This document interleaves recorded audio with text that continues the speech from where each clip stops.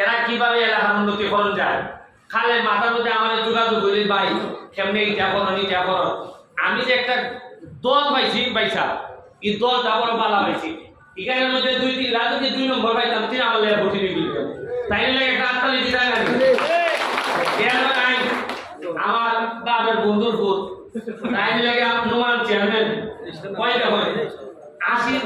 কয়েকটা চেয়ারম্যানের 80 সুন্দরের মধ্যে একটা চেয়ারম্যানের দেখা এবং তার সততা এলাকে ইবানা খালি তার সততা এরা 14 গোষ্ঠী টিকাইছে তার সততা এবং সে মারলো লোক না একটা দেখা মাইরা খাওয়ার লোক না তাহলে এটা আত্মালি দিতে না এরপর এখানে আছেন আমরা মালিক ভাই চাপালি মালিক ভাই খাবেন তাই লাগে চেয়ারম্যান না মেম্বার না এমপিও না কিন্তু যা দেখা যদি করুন ইটা খালেন না বাড়ি খরচ করুন একবারে মাগ না মানে কয় না যে নিজের ভাইয়া বলে মোস্তারায় একবারে তেল লেগ বেটা লাগে তো জুড়ে আত্মালি দিতে আমরা এমপি এর দুইটি বেতন তো ভাই আমরা না আত্মালি যাও দিরাই লাগে যে বেটা লাগে তার বেশি দিতায় ইটা কিছু লোক আছে দেখই আমরা কিন্তু এখন তকালি মেহনত আছে আমরা টাকা মাইয়া এখন মেহনত আছে আপনারা দেখুন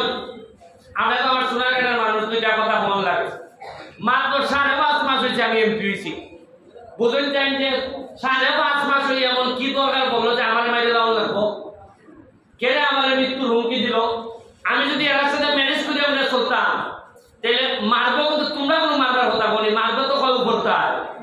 কে লেগে 5.5 মাস হইলো আমার মাইরে নিতে চাই কেড়ে আমার হুমকি আমার থ্রেট কারণ লেগে আমি কথা দিছি যে তোমরা নির্যাতিত নিপীড়িত মানুষের জন্য যে ত্রাণ সহযোগিতা নির্যাতিত নিপীড়িত মানুষের জন্য যে সুবিধা মাননীয় প্রধানমন্ত্রী জননেত্রী শেখ হাসিনা যা আমাদেরকে দিবেন তা ইঞ্চি ইঞ্চি করে অক্ষরে অক্ষরে করে তোমাদের বাড়ি পৌঁছাই দেওয়া হবে এমপি হিসাবে আমার বক্তব্য আমি এমপি হিসাবে রাখাই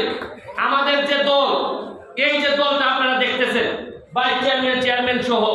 আমাদের প্রতিটা মানুষের কাজ হইল গিয়া এই দুনিয়াতে কাজ কইরা আমাদের প্রতিটা মানুষের পরিবারের ঐতিহ্য আছে মানুষ আমারে চুরি বললে চোর বললে শুধু আমারে বলবে না আমার পরিবারের মানুষকে বলবে এরা আমার মতোই পরিবারের সদস্য আমরা কথা দিচ্ছি যে আমাদের কর্মের কারণে আমাদের বাচ্চা ছাড়া আমরা গালি শোনাবো না আমাদের কর্মের কারণে যেন মানুষ এইটা বলতে না পারে যে এই লোকের এখানে সুরকালী চেয়ারম্যান সাহেবের ছেলে সে তার বাবা সারা জীবন আওয়ামী লীগের জন্য জীবন দিয়ে গেছে কিন্তু কোন সম্পদের পারিবারিক বানাইতে পারে নাই সাহসত্রীর ছেলে কোন সম্পদের বানাইতে পারে নাই সারা জীবনই কম বেশি দিয়ে গেছে এরা এখানে আমাদের মোহাম্মদ আলী ভাই চেয়ারম্যান পারিবারিক ভাবে এদের ঐতিহ্য আছে এবং আরো একটা মজার জিনিস দেখেন আমাদের যে এসিলেন সাহেব উনার বাড়িও ছিলেন আমি পারিবারিক ভাবে খবর নিচ্ছি অত্যন্ত ভদ্র পরিবারের এবং সৎ মানুষ শুনেন সততা হঠাৎ করে আগামী শনিবার থেকে সৎ হন যায় না সৎ একবার জন্ম থেকে বাপ মার কাছ থেকে চাইতে হয় যে আমি সৎ আমি মানুষের থেকে এবং এই ধরনের মানুষ পাওয়া আমাদের জন্য ভাগ্যের ব্যাপার আপনারা ত্রাণ দিতে হয়েছি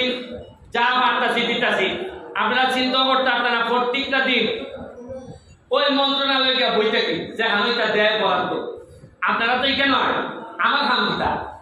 আমি ওই যে হানো ছুটে ওই নদীর মুখটা আপনারা তো আইয়া পুকুরের ভাড়া খালো আর আমি ওই নদীর মুখটা কালিয়া ওই আল্লাহ রাস্তায় কিছু দিয়া যাও এরা আমারে আল্লাহ রাস্তায় দেয় এমনি দেয় আবার কিছু কিছু সময় কিছু বয়ও হয় মনে করে পোলাটার মুখ চলে বেশি কোন সময় গীতা হইয়া বলে এর লেগে কিছু মাল আমারে দেয় আর একটা লোকের প্রশংসা করার লাগে না করলে এই শুক্রবার দিন ওই আমার বিআইও তার বাড়িও ছিলেন তার মাশাআল্লাহ এই বরাদ্দের ব্যাপারে যে ভগবান অত বুদ্ধি দিছেন আমার নাই যে বুদ্ধিবাদী দেয় এই বুদ্ধি খামো লাগে আমি কইছে যে এটা আপনার জুড়ে দেন কোন জায়গার মধ্যে গেলে খাম হইব যেমন উনানো কম দামে মাছ মিলে এটা যে বেটায় মাছ কিনে বেটায় বুঝে না ওই বিআই আমার হয় উইটার চাই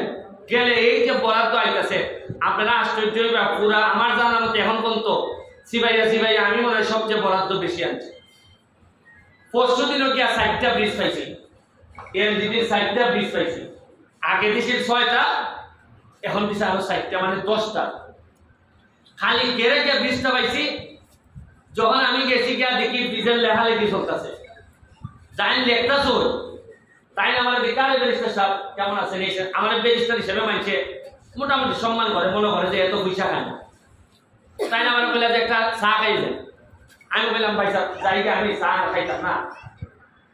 আমি বললাম যে আপনি আমার চা খাওয়াইয়াছে একটু সেবনটা চান আপনি কষ্ট করে যদি আমার